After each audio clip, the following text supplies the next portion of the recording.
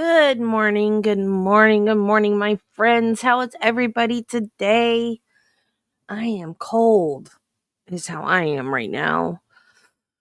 Ugh, it's freezing in this house.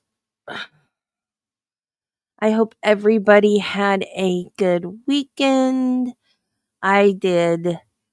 Saturday, what did we do? We went to Gainesville. Oh, we went to Panda. Oh, thank you, Jill. We went to Panda Express because we can't do Chinese buffets anymore because I can't eat like that anymore.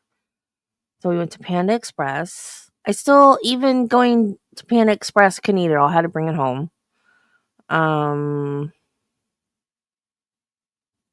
Where else did we go? Oh, we went to the new Publix. Very, very nice. We have a Publix closer to us now. We went to a craft store.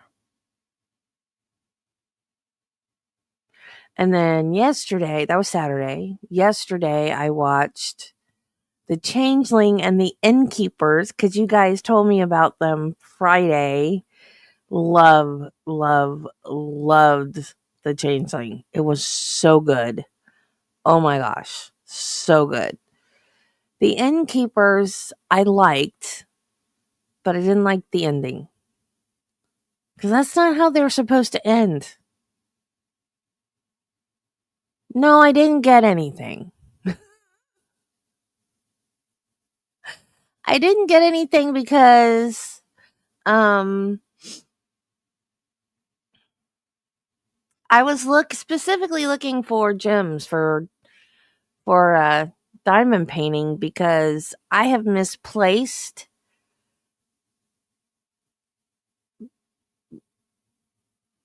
Oh, hey Terry. Bye Terry. Be safe. I have misplaced one color from two of my diamond paintings and I have no idea where they went.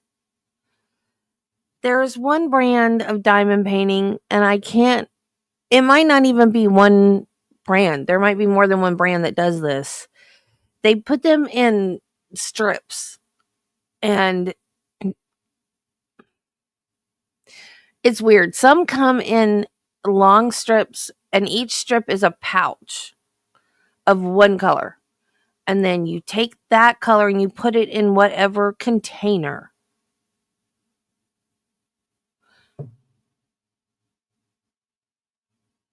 Jill, don't do that while I'm talking. But there are other ones that have a long strip for each color and they're divided in teeny tiny sections. I don't know. I think they do that so you can just use a portion of the little things at a time. You don't have to open up all of the ones that you have. But then when you have the little strips of color like that, I misplace them. When the first one I got like that, I was like, oh, this is so cool. I don't have to open up all of the colors because I'm clumsy, right?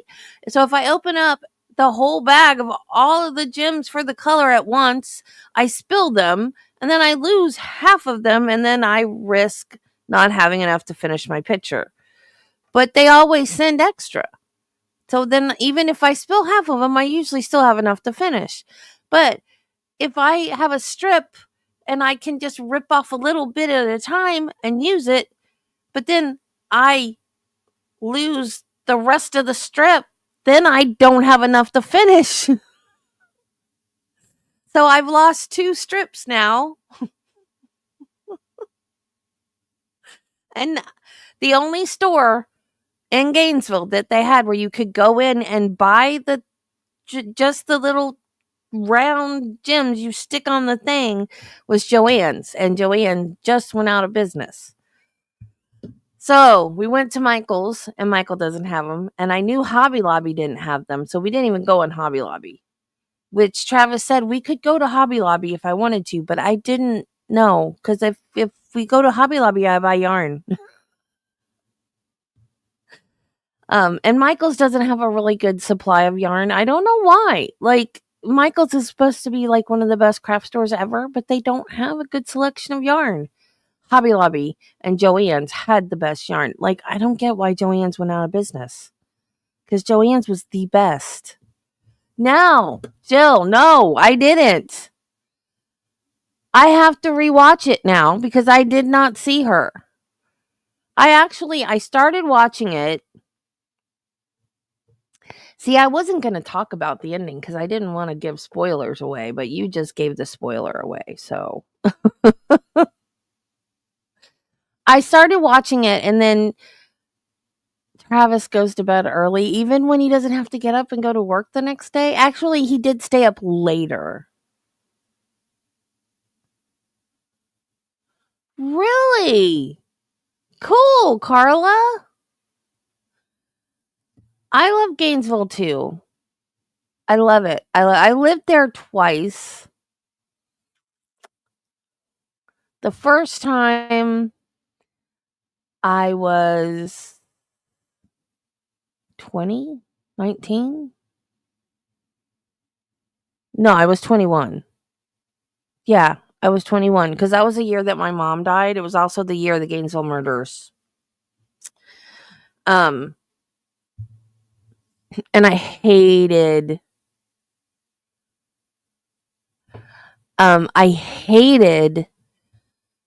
my apartment, and it was all I could afford. So that's why I moved back home. And then the second time I moved, my dad was older and he was sick, and I just wanted to move closer to him. But what I didn't know was that he was about to move his girlfriend in his house with him and then later get married. So if I had known that, I would have probably stayed in Gainesville. But then I would have never met my husband if I'd done that either. So I'm glad I didn't stay there. I love Gainesville though. I love it. I used to work there. Like I said, I used to live there. It's a nice town. It's not too big and not too small, and like everything you need's right there. It's a nice town.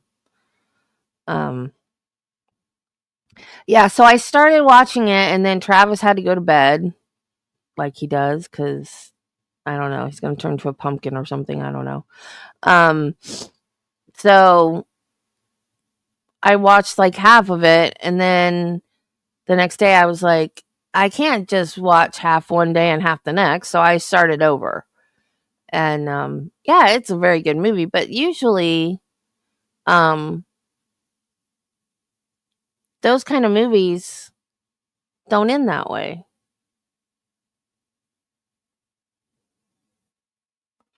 Where do you live now, Carla? Okay, so let me say hi to everybody.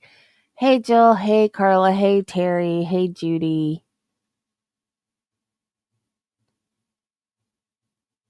Hey, Jill. Did I say hi to Jill? Hi to my lurkers, to my replay crew. Hey, everybody. Oh, I didn't know you were in Florida. Cool. Yeah, Jacksonville is a little too busy for me. And there's a lot of one way streets in Jacksonville. I remember I had to go to Jacksonville for um my LPN boards. My dad drove me. I'm like, I am never coming to this city by myself. It's too many one-way streets. I mean, I guess if you drive around in it, you get used to it, but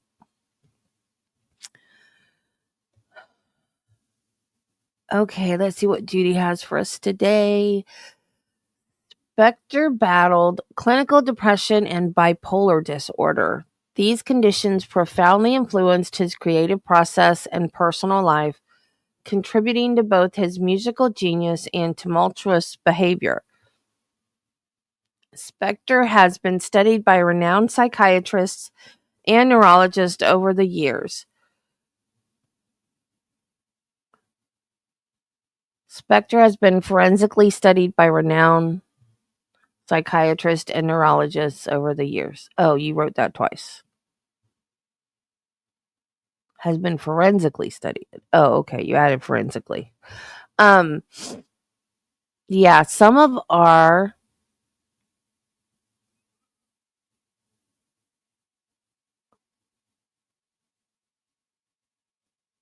um some of our greatest minds in the world are neurodivergent, like Van Gogh. What painting is it? Is it Starry Sky? I think a Starry Sky is the view from his room in the mental hospital he was in. And is it daffodils? One of the flower ones is like the garden outside his window at the mental hospital. So like some of his famous paintings are his view out the window of the mental hospital where he lived. I mean, he cut off his ear to send to a woman he was in love with. We learned all this in psych in nursing school. All these, I don't remember the whole list. I think Alfred Einstein suffered from depression.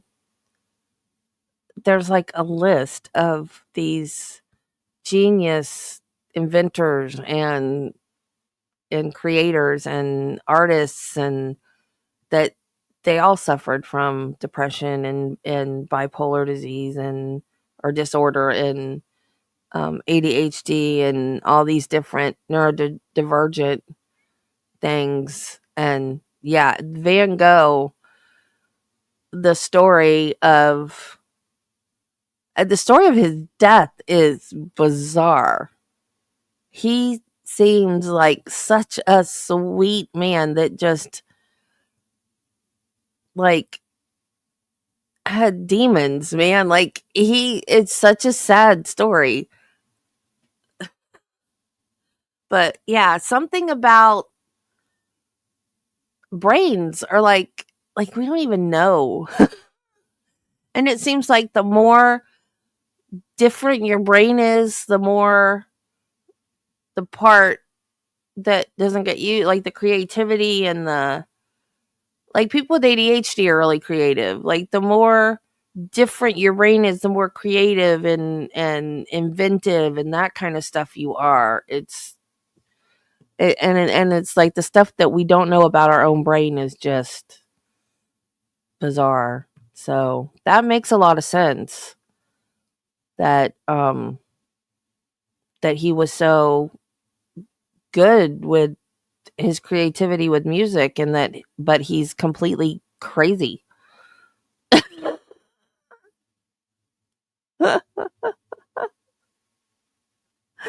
Yes, we are, Jill. Yeah, we are. No, I still have to go by a pattern though. I can't do it on my own.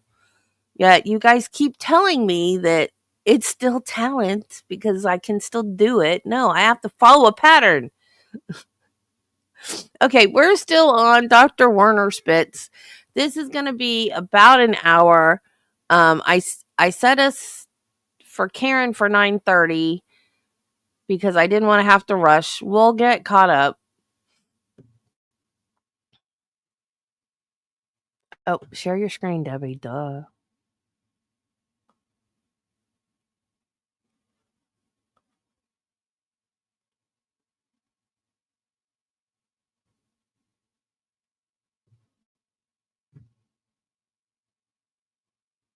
Discovery, and it's a Discovery page 2575.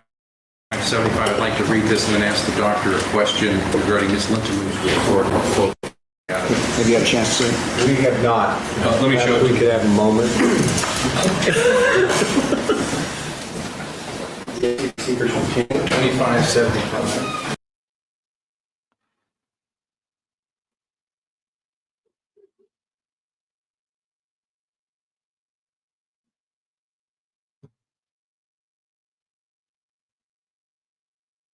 Certified Foyer, you may proceed. Thank you. Good afternoon again, Dr. Spitz. Your Honor, I found a reference to the discovery, and it's discovery page 2575. I'd like to read this and then ask the doctor a question regarding Ms. Lintemoon's report. I'll quote directly out of it. Have you had a chance to see it? We have not. Let me show it to We you. could have a moment. See the secret computer. 2575. Why are you buffering?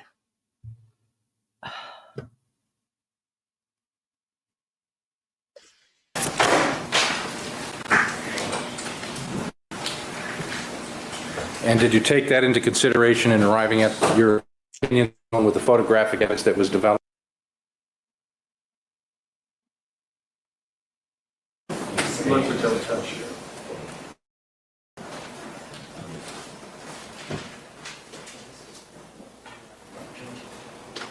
Let me ask you this question, Dr. Spitz. Did you, in reviewing Jamie Lintemoot, the criminalist report, did you review this portion where she states that small red stains were also observed on both the decedent's hands and wrists? Yes.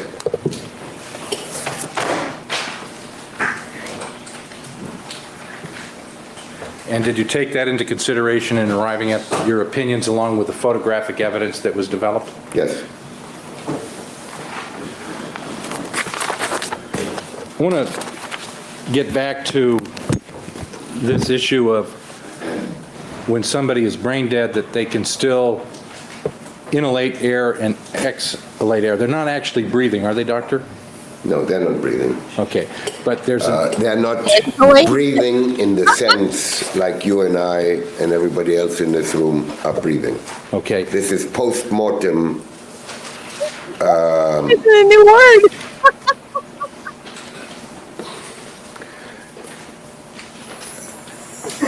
Reflex kind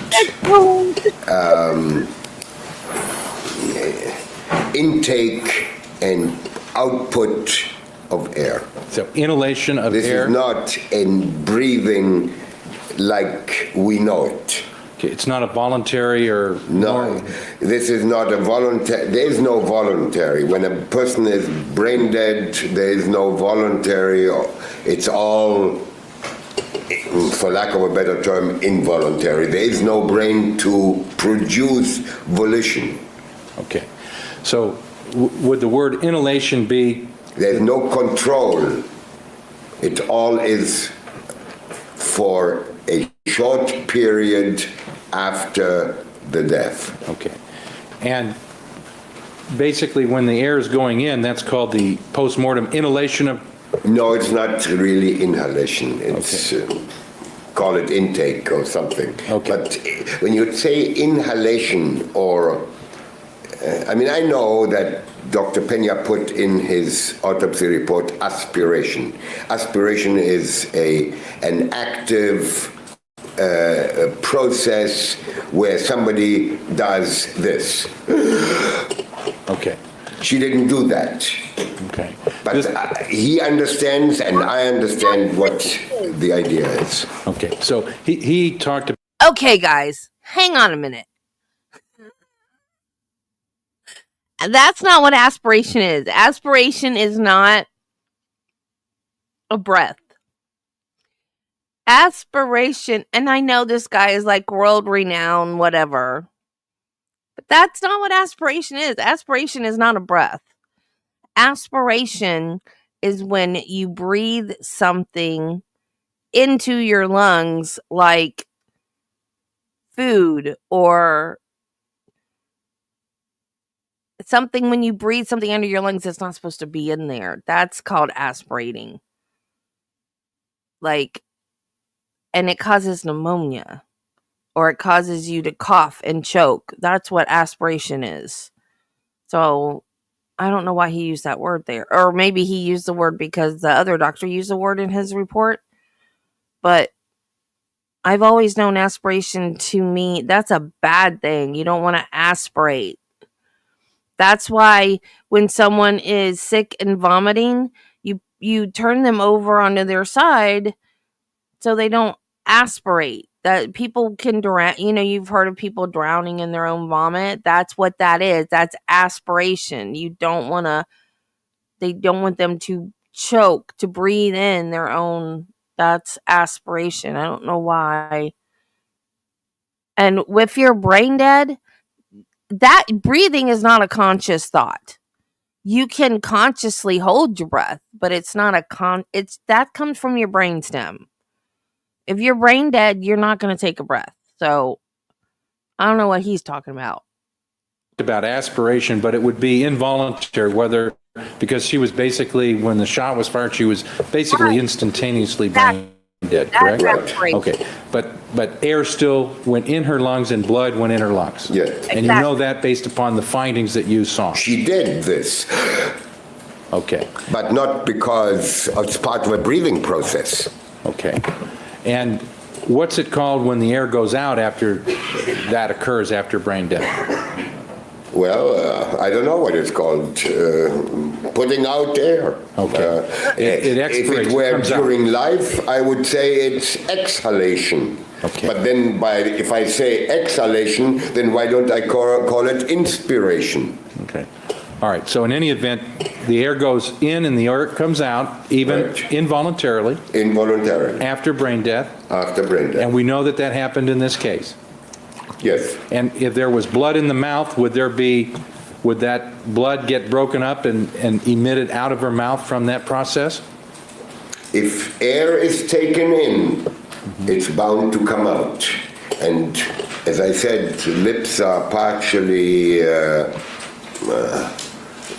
and they lose the muscles in the cheek. I don't know, they say that there are, 13 muscles that control smiling, and I don't know, 64 that control being sad, and it's easier to be smiling or something like that. But it's not that what I'm referring to. What I'm saying is there are muscles in the cheek. The muscles in the cheek go limp, like all the muscles in the body, for a short period, and later on they become rigid. But that's not for a while. And the lips lose their rigidity too. They lose their tone as well, and now they are halfway together. And when she puts the air out that came in, because it has to come out, it can't stay in there. So it goes something like that. And basically, any blood that's in the mouth can be expelled, is that correct? Well, if there's blood in the mouth, as there probably would be, and when you have the heart continues to work for a while. Pumping We all blood. know that. Okay, why do we know So that? we have the artery that spurt blood. Okay. So there would be blood in the mouth, sure. Okay. Dr. Spitz, with reference to the type of injury that Ms. Clarkson had, it went through what area of the spine? It went through the upper cervical spine. The report says between C1, at the level of C1 and C2.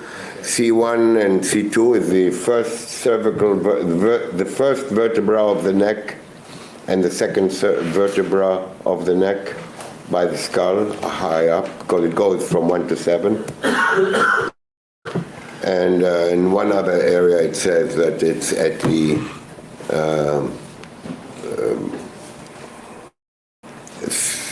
cervico-medullary junction, which is on the upper level of the first vertebra, where it connects with the medulla. Okay. That But it's part of below. The medulla is not described as being injured. Okay. Now, Dr. Spitz, when a person is brain dead, if they're brain dead by some other mechanism, do their reflexes and electrical impulses, are they the same regardless of you're brain dead because of injury to the spine versus to the brain itself? The interesting thing is that the inspiratory center, we have centers in the brain. A special center for intake of air, another center for temperature control, another center for this, for that. Everything has most things have a in the brain that controls it. Heartbeat is controlled in the brain.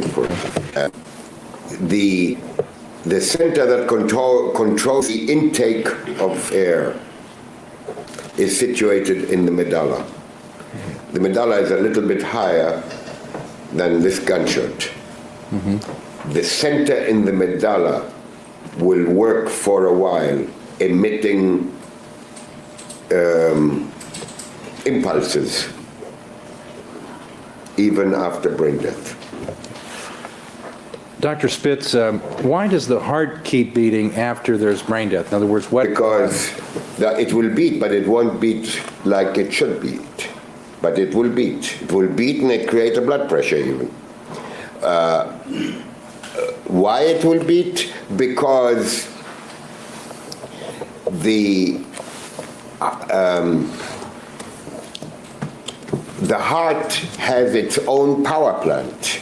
The heart has a mechanism with it. When I went to medical school, I did in physiology, in the lessons on physiology, we had to kill rabbits and then take their heart out and put it in a salt solution. The blood in a human being is 0.9% salt. And I think in a rabbit probably 2, I don't remember. But we put the heart into a salt solution, and believe it or not, that heart worked for 20 minutes in the salt solution with no blood. So if the heart is in the body, you have blood coming in and blood coming out, and the heart would pump the blood. Okay. But whether you have a brain or not, look at the chicken that runs around without a head. Okay. I take it, Dr. Spitz, if the heart is still pumping, then bleeding can occur at various places where injury has occurred. Is that true? I'm sorry? Bleeding can occur if there's been some trauma to a particular area of the body, even if a person is brain dead. The heart will pump for several minutes. We have seen that over and over. Okay. Is that well documented in the medical literature? That the heart will beat for a while? Yes. I would assume it has, and if it isn't, I would be very surprised. Dr. Spitz, I want to move now to another area of the work that a medical examiner does, a person that is a forensic pathologist such as yourself, and that's from the medical, physical cause of death to the manner of death. And what types of information do forensic pathologists use to try to determine the manner of death, whether it's an accident, suicide, etc.?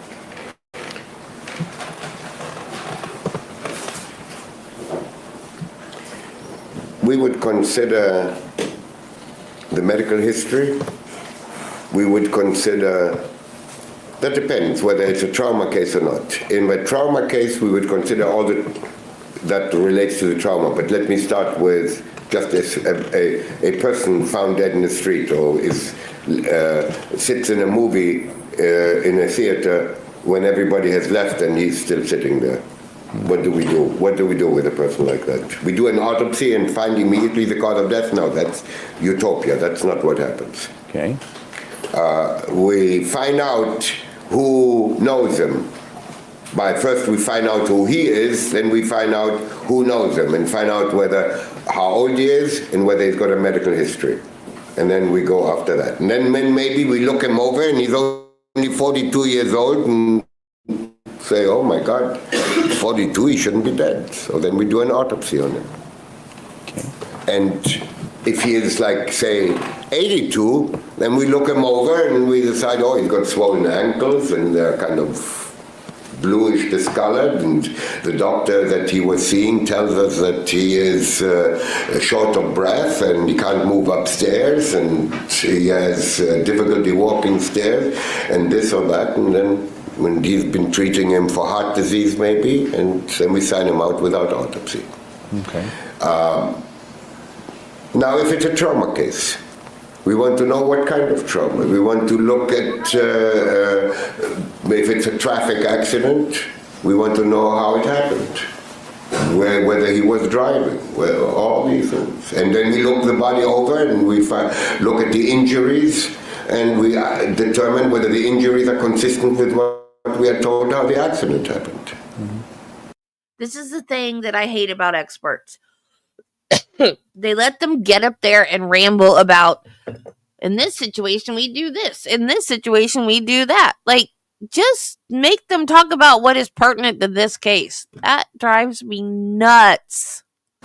Okay. And if it's a shooting case, we look for distance of fire, we look for presence of gunpowder, presence of soot, where the bullet wound is it contact? If it's contact, we look what goes on underneath. Is there soot or gunpowder or both? Would he have been dead instantaneously? Could he have done this or that afterwards? These kind of things. Could it be a self-inflicted wound? Could it be an accident? Could it not be? Would it be necessarily something else? Okay. When you're trying to make those latter determinations, whether it's self-inflicted or not, whether it's an accident, do you look at the background of the individual? In other words, the person, how they interacted with other people? If we in the least bit suspect, like in a contact shot, we want to know, well, could it be a suicide? So we go into the background. How do you do that? We inquire who she knows, he or she. We inquire what they can tell us. We inquire about a medical history. Maybe there is one, maybe there is not. We inquire about drugs. We inquire about anything that can shed a light. Okay. Anything that might shed light on why that person may have done a self-inflicted wound or not? May have caused her own death, yes. Okay, now, in this particular case, were you given any materials regarding Lana Clarkson, for example, materials from her computer? Yes.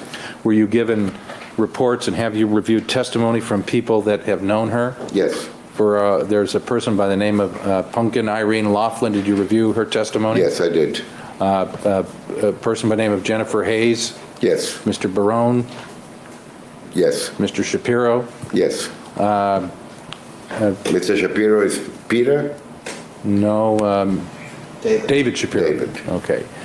Did you also look at some emails that were found on Ms. Clarkson's computer or others where she had emailed other people? Yes, I did. Okay. And what was your take or your conclusion after looking at that type of material regarding Ms. Clarkson and her state of mind?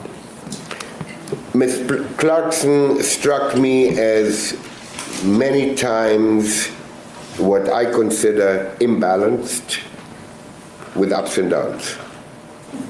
Ups and downs. In her moods, in her utterings, in what she said, she indicated from time to time, not always, by no means, but from time to time she said, oh, I've had enough of this town, I've had enough of, this is too much to take for a girl. Indications that she is unhappy. At that time, but you know, that's so, I see that so often, unfortunately, a person takes his life and we inquire into their background and it becomes totally evident that he's depressed now. Had he lived till sunrise tomorrow, he would never have killed himself. That's how it goes. People who are, depression is a very nasty thing. It goes with ups and downs. You also were aware of some testimony that was given by a person by the name of Greg Sims? Yes. Okay. And was it your understanding from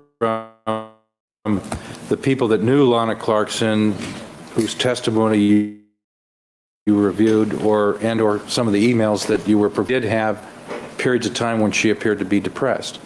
Well, I understand that. Okay. And how does that depression relate to whether or not she died of a self-inflicted wound or not? In other words, what's the connection, if anything?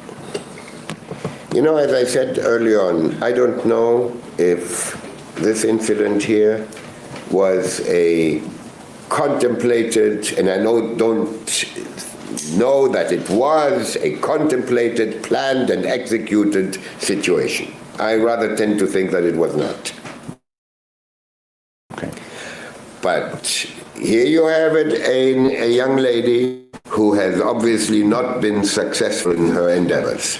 And she's depressed from time to time. And she has been taking various kinds of drugs as well, as is evident not only by her medical history, but by her autopsy and by her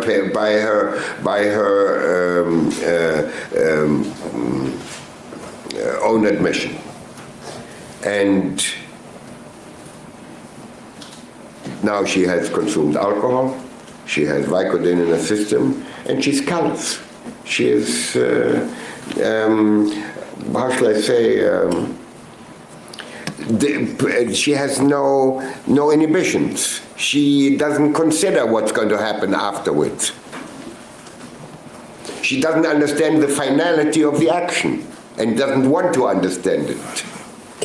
So I have no real choice in making a determination other than to say that this is a suicide on the official document. But was it really a suicide in that sense of the word, or was it something that she did without realizing? But that she held the gun in her hand, I have no question. Okay. In other words, that she held the gun in her hand and pulled the trigger. You don't question that. That's right. Exactly what she was thinking, whether it was planned or thought out, you don't think it really was planned or thought out ahead of time? No, I don't think so. Yeah, I think it was a spur of the moment intuitive, a spur of the moment determination. Without thinking, not determination, even the word determination is wrong. Dr. Spitz, how would you classify or explain the type of depression that you read about and saw in her emails and so forth? In other words, what would that mean to you as a medical doctor, as a forensic pathologist that has to evaluate that? Well, it goes together with the with the information that she's sitting in some place where after some party, she's sitting in a room and crying her eyes out for a couple of hours, and then she did the same thing another time, and to other people she indicated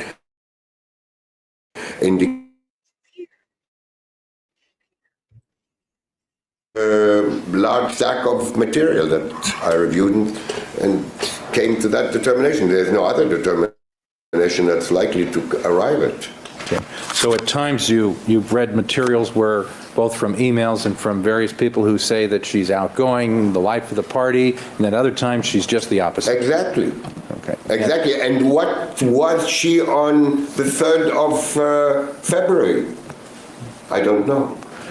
Alcohol. But I have the history sufficient for me to come with the scientific evidence that I think is quite evident.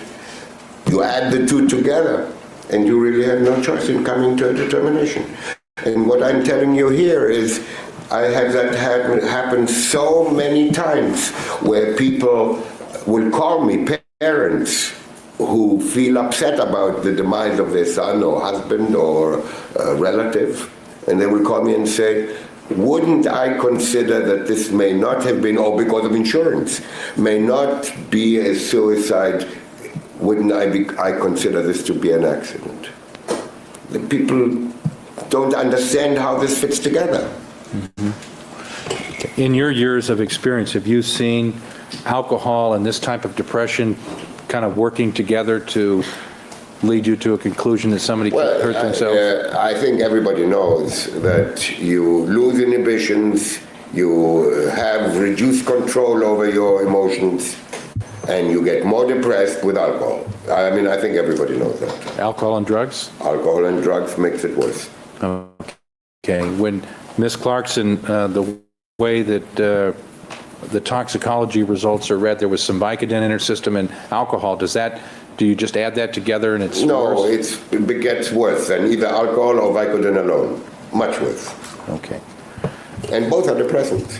Okay. And did those drugs in the combination that was in her body at the time that she died, did they render her unable to hold a gun and fire a gun? No, that didn't. No, that 0.12 will render you intoxicated. 0.12 with Vicodin will render you a lot more intoxicated, but it will never render you incapable of defending yourself against an attack that may cost your life especially.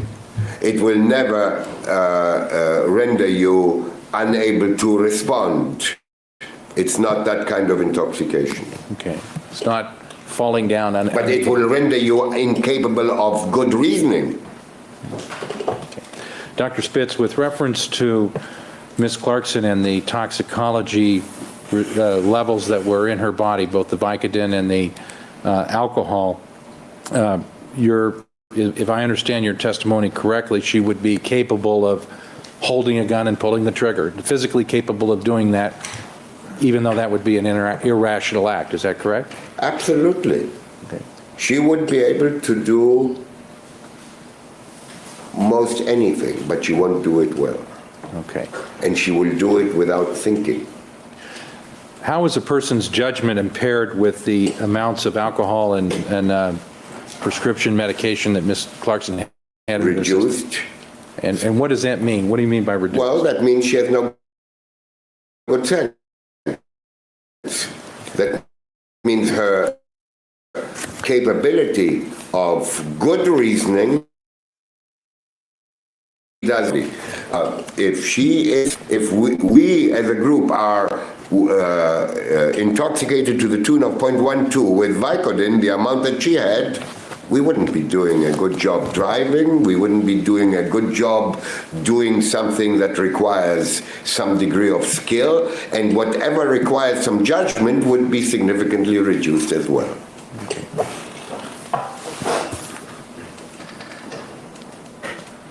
Is there anything about the physical evidence that you're aware of in this case, Dr. Spitz, that suggests to you that Ms. Clarkson that she died other than by a self-inflicted wound? In other words, is there some piece of physical evidence that doesn't support that? No, I did not find it. If there is, I didn't find it. Okay.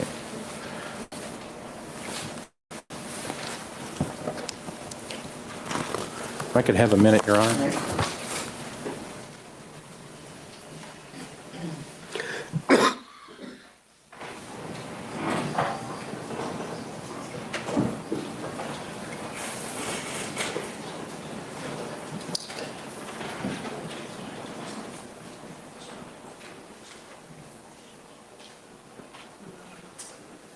There's just a few more questions, then I'll wrap it up for the day and turn the podium over to Mr. Jackson. You talked about suicides, and you're familiar with, circumstances where people take their own life by self-inflicted wounds, and of course other methods. Is that true? In other words, they don't just use guns. Is guns a more prevalent method than other methods, or do you know? Well, guns is pretty common, yes. Okay. Do women ever kill themselves using a handgun? Sure. Okay. Do they do it with other methods? Yes, they do it with other methods too, but handgun is a very common means of suicide in women, and I dare say women are cognizant of the fact that a gunshot in the head may destroy their appearance, but a gunshot in the mouth is in the head, all right, but you'd never see a gunshot in the mouth after Dr. Pena didn't see the gunshot in the mouth when it first happened. After you wouldn't. Okay.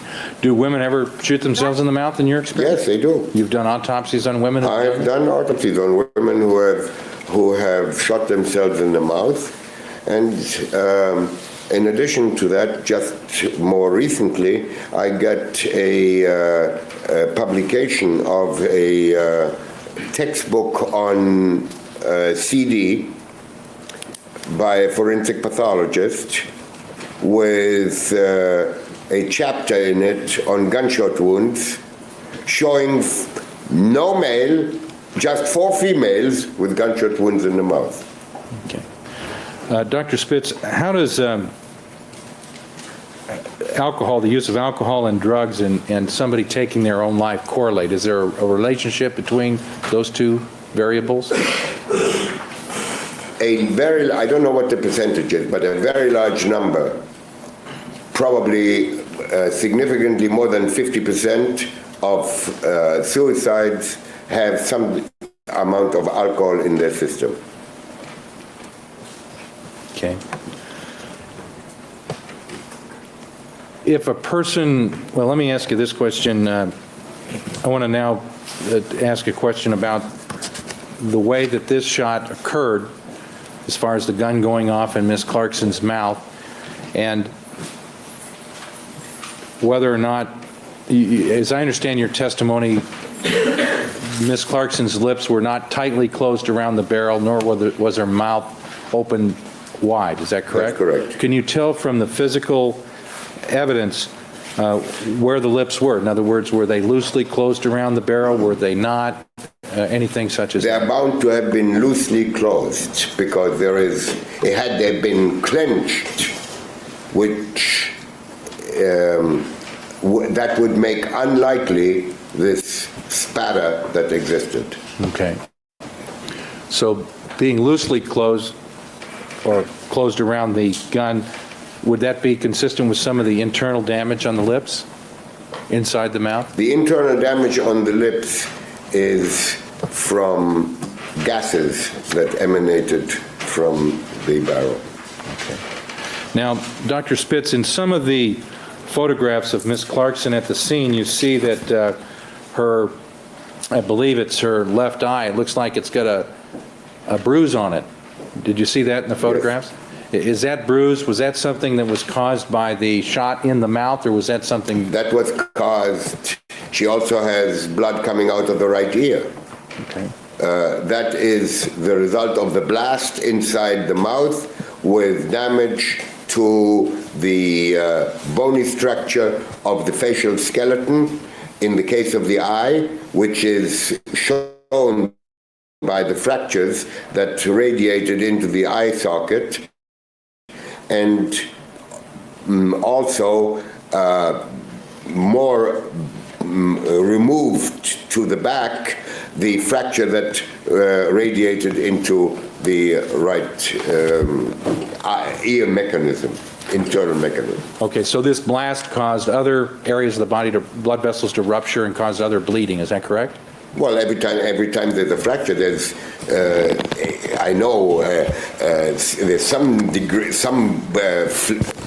soft tissue around the fracture, and furthermore, if there is a bone with bone marrow in it, the bone marrow will bleed. Okay, so the fact that she might have some bleeding, which might characteristically look like a black eye. No, this is not a black eye. Okay, this is not something happened before death. Nothing to do with black eyes. Okay. If I could have a minute. All right.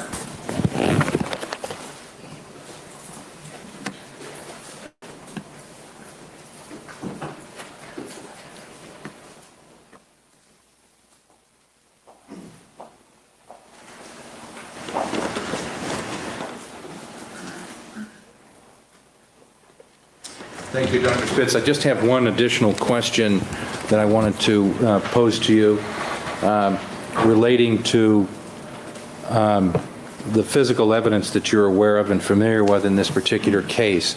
Are you able to say whether or not after Ms. Clarkson was shot, after the injury that she received and she became brain dead, whether any blood could have come out of her mouth after that point in time she was brain dead? Yes, my opinion is that there could have been blood coming out. And in fact, I think there was. Okay. And in your experience in going to death scenes or crime scenes, whatever the case may be. Have you ever seen that type of phenomenon where somebody was brain dead, but blood was able to come out of their mouth? Yes. Okay. And you're aware of all of the physical evidence relating to Mr. Spector's jacket. Can you say whether or not any or all of that blood that was on his jacket could have come out of her mouth? You mean the blood on His the jacket. left panel of his jacket? Right. Yes. No, I'll allow it, based upon his prior testimony of crime scenes where he's been in cases he's investigated. Overruled. You may answer. In consideration of the fact that there is intake of air and consequently output of air after brain death. Notice I did not say inhalation or expiration. Okay. There is every reason to believe that subsequent to the brain death, the air that was taken in came out on more than one occasion. So something like air taken in and then. And when that occurs, if there's blood, and there was blood that was associated with this blood one. in the mouth. The heart is still beating. The mouth full of blood. Okay. So getting to that final point, in fact, Mr. Jackson asked you this during the break, did he? But whether blood could come out, you Yes. said he could. You answered his question. I answered it now as I did before. Okay, and you said that you can't say which blood or if all the blood from that could have ended up on Mr. Spector's jacket, but you said some of it could. What I said is I cannot say that it did, but it could have done that as I described it. Okay, and even though she was brain dead, you know that there was blood deep inside her lungs, which indicated there was some Intake. Right. Okay. And that's not questioned in the autopsy at all, is that correct? In other words, there's no question about that physical finding, is there? No, there's no. I mean, it's not only in the autopsy report. All you do is look at the microscopic slides, hold them up to the light, and you'll see the blood in there. Yeah. Dr. Spitz, with reference to whether or not Ms. Clarkson died of a self-inflicted wound, do you believe to a reasonable degree of medical certainty that that's how she died? That's exactly what I think. Thank you. Nothing further. Thank you. Cross-examination. And you're getting paid a lot of money for that opinion, aren't you? No, I don't get paid. Yes, I do get paid a lot of money. That's true, but not for that opinion. What are you getting paid all that money for? What I'm getting paid for coming to California, for being away from my office, and from dedicating that time to another case. How much? Out here? This is my third time out here. How much is that Third money? or fourth time. I'm sorry? How much is that money, sir? How much is the money that I receive for coming here? That's right. $5,000 per day. $5,000 a day? Yes. And how many days have you been out here? You mean this time or all other times? In total, Dr. Spitz. In total, I don't remember. I've been here 3 times. So that's at least $15,000 just for your trips out here, correct? Oh, you're being mean. Wait, You're wait, not wait, 15,000. Come on. Hang on. Let me No. see if I can be. Let me see if I can. Hang on, 15,000, Dr. Spitz. Hang what on am a I, second. Dr. Spitz, we can't talk at the same time. Wait Yes. just a second. Sir, in this examination, please just answer the questions that are asked. Don't volunteer information. You may proceed. Thank you. Dr. Spitz, I'm not trying to be mean. I'm trying to do some basic math. Okay. Did you tell me that you make $5,000 a day working for Mr. Spector coming out here to California? Is that what you said? No. You said that. You I didn't say you make $5,000 a day? Yes, and I work at the behest of Mr. Plort and Mrs. Barton. Okay, and of course, the client is Mr. Spector. Well, he's the reason why this proceeding is on. But the fact is that Mr. Spector never invited me to come here. Well, that's because you're in communication with Mr. Plort, correct? Well, yes, I'm in communication with Mr. Plourde, but I But came here at ultimately- Mr. Ploude's behest. I'm sorry. But ultimately, you're being paid by Mr. Spector. Yes, that's true. Thank you. And what you're being paid, unless I heard you incorrectly, and I'm not trying to be mean, is that you make I didn't- $5,000 a day. Yeah, Is I that didn't correct? mean to say that you're mean, but I meant, I don't really know the word. Doctor, all I asked you is, did you testify that you make $5,000 a day? That's correct. You've been out here 3 times, correct? That's $15,000 just for those 3 trips, correct? No, I didn't each time come for one day. How many times did you come? 3 times, but not one day each time. You cannot come to California in one day and back. So you made more than $5,000 Exactly, a trip. exactly. How much in total? That's why I said you're mean, because you take the minimum. Actually, I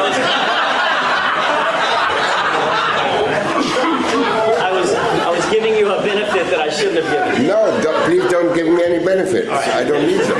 So tell us finally how much money you have made being employed by Mr. Plourde on behalf of Mr. Spector. How I much don't money? recall the exact amount, but I can tell you that what I do recall is that we sent a bill for $45,000. All right, so it's somewhere up in the area of 45,000. Yes. All right.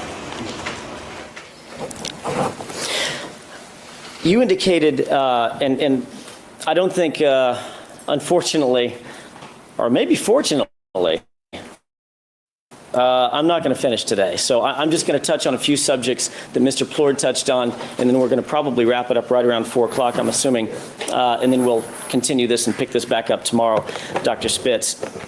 One of the things that you said just before Mr. Plourde sat down and finished his direct examination was, in most intraoral gunshot wounds, you've seen them to be suicides, correct? Would you do me a favor? Sure. Gunshot wounds that you're aware of tend to be suicide rather than homicide, correct? You mean in general or general. in my practice? In general. By far, yes. All right, but that means that, in fact, there are some that you're aware of, maybe not personally, but there are those intraoral gunshot wounds out there that are homicides, correct?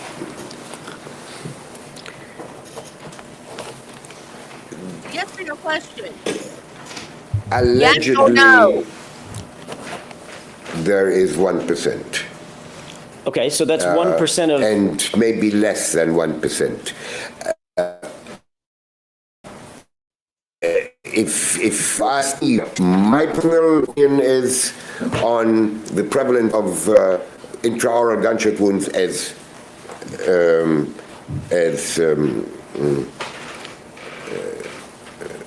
other than suicides, I would have to tell you, unfortunately, in my practice, I cannot cite a single case. All right. I'm not asking you about your practice. I'm asking you about what you're aware of in other literature and the literature across the country and across the globe. There are intraoral gunshot wounds. Well, there probably are somewhere. Yes. There are intraoral gunshot There wounds. probably are, yes. Do me a favor and wait till I finish my question. Okay, this will go a lot smoother. There are intraoral gunshot wounds that, in fact, are homicides. Well, there probably are. Yes. All right. So you're certainly not saying that in your practice, when you're a chief medical examiner in Wayne County, for instance, that if there was an intraoral gunshot wound, that you just slide it across your desk and hit a stamp, boom, that says suicide and do no further investigation. That would be irresponsible, would it not? Well, it's not something I do. You would have to investigate the facts and circumstances surrounding that particular case to make a medical finding to a reasonable degree of certainty in your mind, scientific certainty, that in fact it's a natural death, it's a suicide, it's a homicide, it's an accident, or something else. No question about it. Absolutely. You're totally correct. Right. So what I'm saying by that, or what I'm asking by that, is in fact, notwithstanding what statistics say, who cares about statistics? Exactly. We need to look at this case, correct? You are totally correct. In fact, in talking about or discussing what it is or thinking about or analyzing what it is that you need to look at in this case. You, in fact, said to Mr. Plourde, you looked at Lana Clarkson's history, correct? Yes, There was another person in that room, wasn't there, in that foyer? exactly. Who is that other person? I understand that was Mr. Spector. It would also be incredibly important to look at Mr. Philip Spector's history as well, would it not? Well, but he's a passive individual here. Well, I would have to look in order to tie him into this scenario. I would have. I'm sorry to interrupt you. Your opinion is. Let him finish.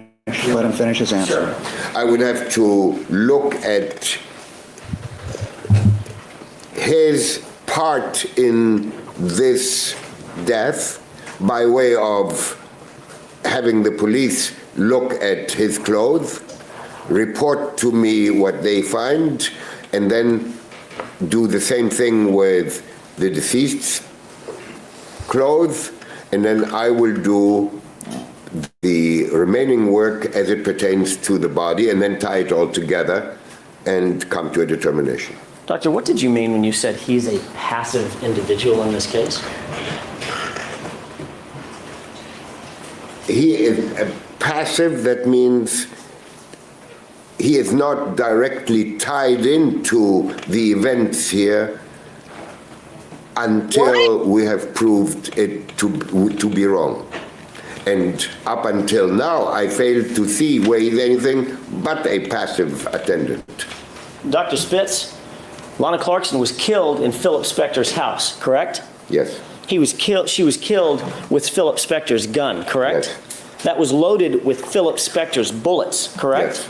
That gun came out of a holster that belonged to Philip Spector, correct? yes, That gun and holster was secreted inside a bureau that belonged to Philip Spector, correct? yes, There's no evidence that Lana Clarkson had ever been in that house previous to that night, correct? yes, You're aware that she was in fact a complete stranger to the foyer area and would have been a stranger to the contents of that bureau, correct? yes, You're aware that she only went to that location because of an invitation from Philip Spector, correct? yes, You're aware that she was fully clothed, correct? yes, She was Time of her death, I assume. correct. All right. She was fully clothed, correct? yes, She was sitting by the back door. yes, She had a purse on her shoulder. yes, She was 15, 20 feet away from a Mercedes that could have taken her home, correct? yes, I suppose so. All right, she was, certainly the suggestion would be if she's sitting there with her purse on her arm, sitting by the back door, that she's not partying, she's ready to leave, correct?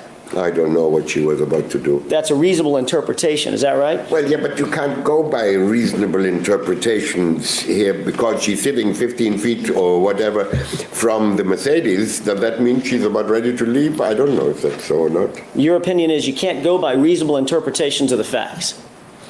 Is that what you just said? No, what I'm saying is by the same token, she may have already left and come back. I mean, we don't know all this. Aren't you speculating on this? I'm actually asking you that. You present it like it's fact that, yes, she was sitting there, but that's where it stops. All right. Is there a reasonable interpretation, because she was sitting there with her purse on her shoulder by the back door, that she was in fact ready to leave? Is that a reasonable interpretation of the facts as you know them, Doctor? I don't know. I think I'd hesitate to go that far, but maybe that's reasonable to you. You're aware that there was blood on the doorknob after she was killed, correct? Yes, Blood placed on the doorknob after she was killed, correct? yes. You're aware that that was placed there by Philip Spector. I presume that since it was not she that deposited it there, There was blood also on the banister, is that right? yes. That blood was placed there by Philip Spector, correct? Yeah, I don't know if it was, I presume that it was. Well, you're not presuming certainly that Lana Clarkson stood No, up after she was... absolutely not. All right. There was blood on Philip Spector's jacket, correct? Yes, Philip Spector's jacket had been taken off, correct? yes, There was a rag that was retrieved by Philip Spector, correct? yes, There was a gun that was found on Lana Clarkson's left side, correct? under her left foot, yes, There was clotted blood on the rag that Philip Spector retrieved, correct? yes, That clotted blood was placed there by Philip Spector, correct? Well, it is my understanding that the rag was used to wipe her face. That rag was used by Philip Spector, Yes. correct? Yes. And in your I opinion, presume that that's so, yes. after all of that, it's your opinion, you're aware of all of those facts, yet your opinion is Philip Spector was just a passive player in this. Is that what your opinion is? Yes, it is my opinion based on the physical evidence in this case. This, what you have just illustrated, is fact, but borderline fact, because I don't know how much it has to do with the physical findings. With the Physical findings. physical findings, is that what you're saying? Yes. Okay. It is, What- these are all facts, that the gun came out of a drawer that belonged to Mr. Spector, and the house belonged to Mr. Spector, and the drawer, she didn't know where the drawer was, and how would she know where all these things that you have just asked me. I agree with all of them, but you don't know what really, in the absence of a video camera that took pictures of this, you don't have an idea of what transpired there that evening. And I don't either. Therefore, I have to go on more than just innuendo and speculation. I have to analyze the facts. The facts don't lie to me. The facts give me that which I can work with. And then I take the background and I try and fit the facts into the background. And you're aware, speaking of that background, as you fit these facts into the background, well, let me back up for a second. Dr. Spitz, you're aware that the facts of this case, those facts that do not lie to you, indicate that Lana Clarkson had Philip Spector's gun in her face, filled with Philip Spector's bullets, in Philip Spector's house after Philip Spector invited her home, and she was shot to death in Philip Spector's foyer, correct? Those are the facts that don't lie to you, correct? Excuse me, but the question was so long that by the time you finished, I forgot the beginning. So if you don't mind breaking it down or saying it again, please. I'll repeat it again, sure. Please. You're aware that these facts that you say don't lie to you include the following. Lana Clarkson was killed with Philip Spector's gun, yes? Yes. She was killed with Philip Spector's bullet, correct? Yes, That was loaded in Philip Spector's gun, yes? yes, And it was found in Philip Spector's bureau. yes. That gun was in Lana Clarkson's face, correct, when it was fired? Overruled. Is that right? And when I say that, I'm talking colloquially. It was in her face. It was in her mouth. Yes, All right. And she died sitting in Philip Spector's chair in Philip Spector's foyer, correct? yes. Those are the facts. When you say the facts don't lie, Dr. Spitz, those are the facts that aren't lying to you, correct? No, and they don't, I didn't suggest that these facts lied to me, but you do not know, and I'll tell you that again, you do not know what transpired between the parties here and those circumstances that, as you have just illustrated them, that led to Lana Clarkson picking up the gun, holding it into her mouth, and firing the bullet that killed her. You don't know anything other than that, plus that Mr. Spector was maybe on his way to her as he heard the gunshot. You don't know any of that. I don't either. Therefore, I base my opinions on that which I found Think I'd kill by way of those things that I use every day for coming to those opinions. And of course, those facts that don't lie to you, Dr. Spitz, you need a little help interpreting what happened inside that foyer. Isn't that right? That's what you're saying. Well, yes, I do need some help. I need Okay. to, the help that I need is either retrieving information out of my own brain or else consulting with other forensic pathologists if I should find it necessary to do that, or just thinking hard and long about what transpired, yeah, and I'll come invariably back to the original premise where I cannot make a decision that is consistent with everything in the absence of a video, So and in you other cannot either. So in other words, Dr. Spitz, what you're saying is based on the physical findings alone, you cannot, as a medical expert, you cannot make a determination as to whose finger was on that trigger. Isn't that true? No, I can tell you, since there were only two people, Correct. that Mr. Spector does not meet the qualifications of having had his finger on that trigger because he wasn't close enough to Lana Clarkson. He wasn't close enough, Dr. No. Spitz. Is that your opinion? That's my opinion. But if he was close enough, for instance, if in fact the physical evidence suggested, and I want you to assume a hypothetical for me, please, if the physical evidence suggested that Philip Spector was in fact close enough to have fired the weapon, then that in fact would be something you'd have to consider as a medical expert, wouldn't you?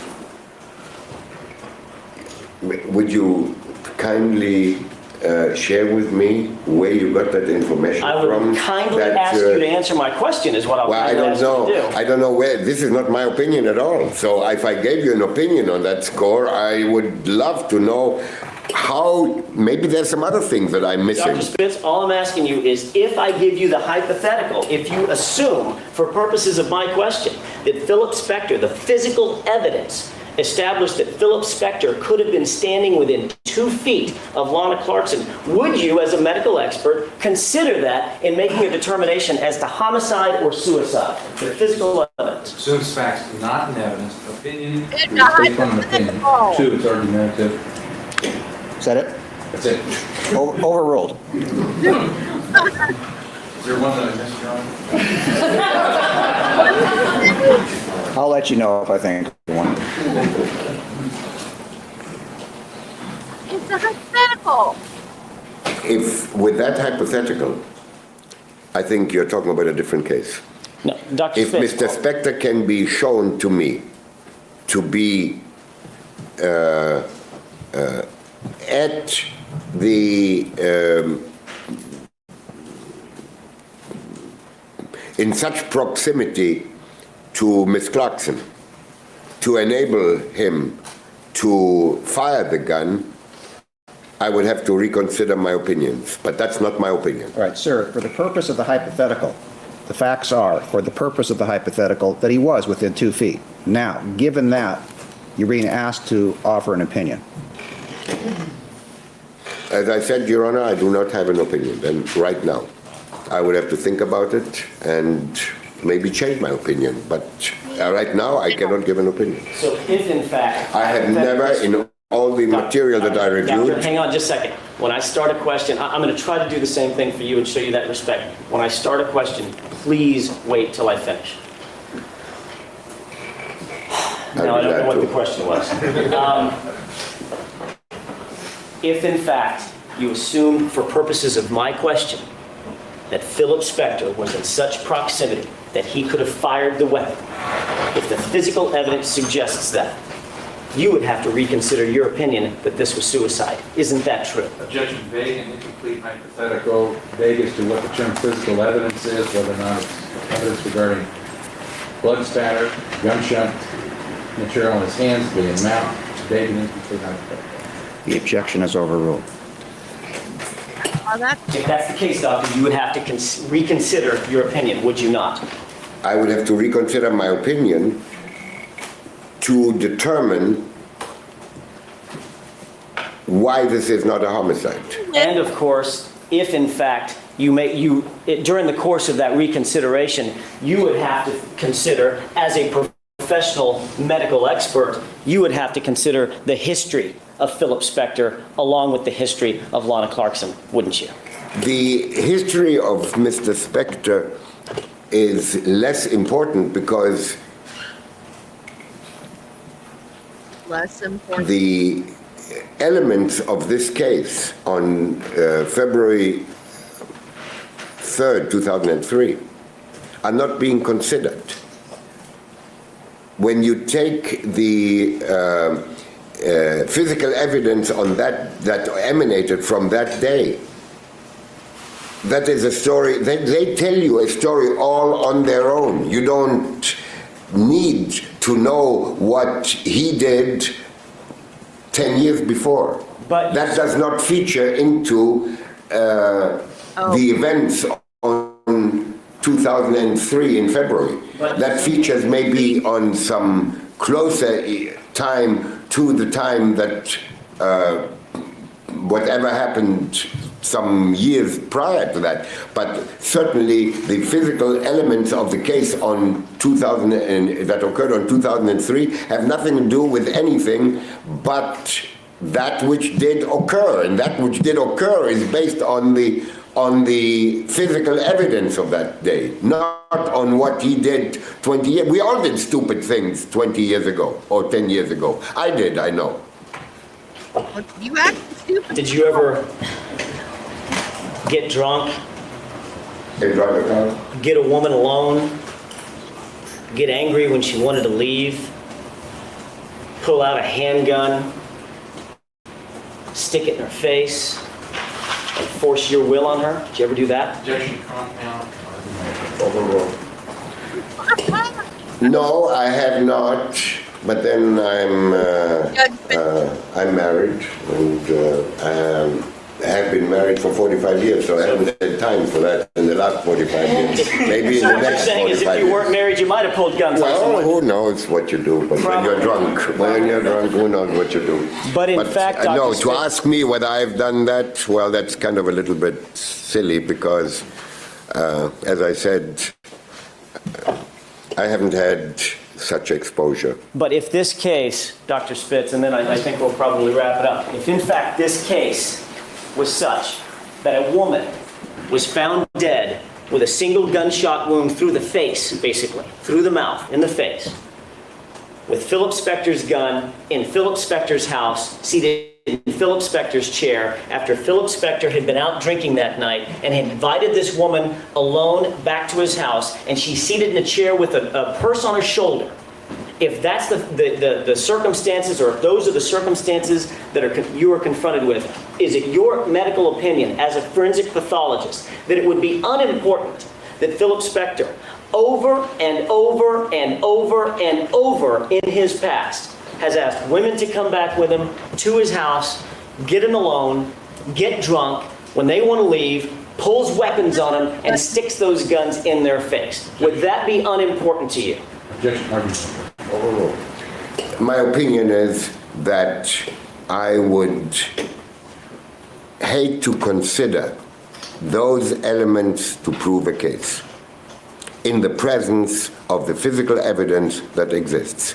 Deny the physical evidence, throw it out, no physical evidence. Mr. X has a history of waving guns at women, and therefore I'm going to convict him now. That's the country I live in?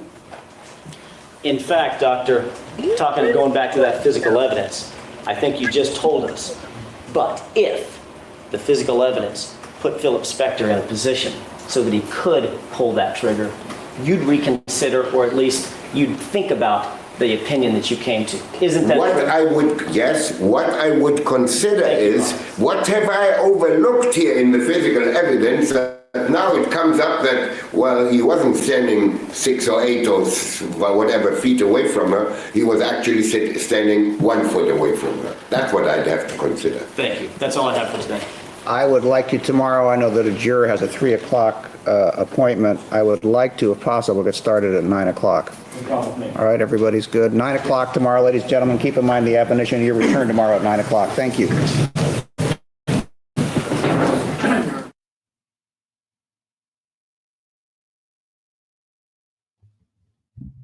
Okay, guys. That was it for that. That was part. Oh, shoot. Forgot what part. 5, I think. So we have 3 more parts from Dr. Werner Spitz. Experts, man. Sometimes you can tell when they're completely impartial, and then other times you get them like this. Like, he just refuses to even think it's anything, it's even possible for it to be anything else.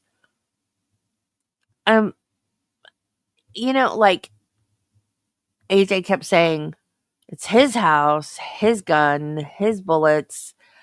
We also have him saying, I think I just killed somebody. Why would he say that if he was, what did Spitz say, 6 to 8 feet away from her? Why would he have said that? Why didn't Alan Jackson bring that up? That he said that. Now, if he had never said that, sure. Then you've got a lot more reasonable doubt. But he said that, and he had the gun in his hand, didn't he, when he said that? So, yeah. I still don't understand. Well, I mean, I kind of understand why they were hung, because Judy said, what were they hung on, Judy? Something about the gun. I forgot what you said. You posted it. Something, it was a wording about a jury instruction about the gun and the way the causation of the gun being him putting the gun in her mouth or something like that. It was a confusing jury instruction. But then they fixed it and it was still a hung jury. So, I don't know. But they did it right on the second trial. Okay, guys. So, we're going to go over to Karen Reed now. Trying to think if I have anything. I have nothing. Yeah, jury instruction 3. I have nothing. No new info on Karen Reed or anything. There was like no giant revelations over the weekend or anything. So the portal's set up. So if you're going to join me for Karen Reed, you roll portal over there. If you're not, I will see you again in the morning for more Phil Spector. And remember, be kind to people, love your family, and Jesus loves you. Bye. I will see you again in the morning.